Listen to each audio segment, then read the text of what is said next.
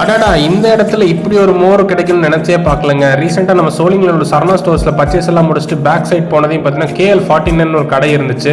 கடை பார்க்கறக்கே டிஃப்ரெண்டா இருந்துச்சு. சரி என்னதான் இருக்குன்னு போய் பார்க்க, மோர் இருக்கு, பிக்கிள்ஸ் இருக்கு அப்படின்னு சொன்னாரு.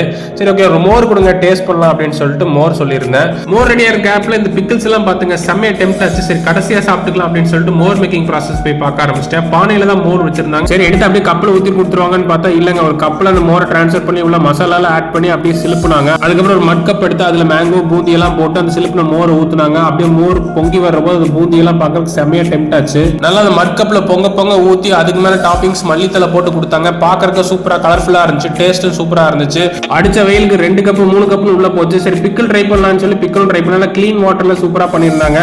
இதுக்கு மேல சாஸ் ஊத்தி தராங்க, அதுவும் டேஸ்ட் என்ஹான்ஸ் பண்ணி கொடுத்துச்சு. ஸோ நீங்களும் சோழிங்கல சரணா ஸ்டோர்ஸ்ல பர்ச்சேஸ் எல்லாம் முடிச்சுட்டு ஏதாவது சாப்பிட நினைச்சுன்னா இங்க போய் இதை ட்ரை பண்ணி பாருங்க. கண்டிப்பா வெயிலுக்கு ஏதாவது சூப்பரா இருக்கும். ஸோ ட்ரை பண்ணிட்டு எப்படி இருக்குன்னு சொல்லுங்க.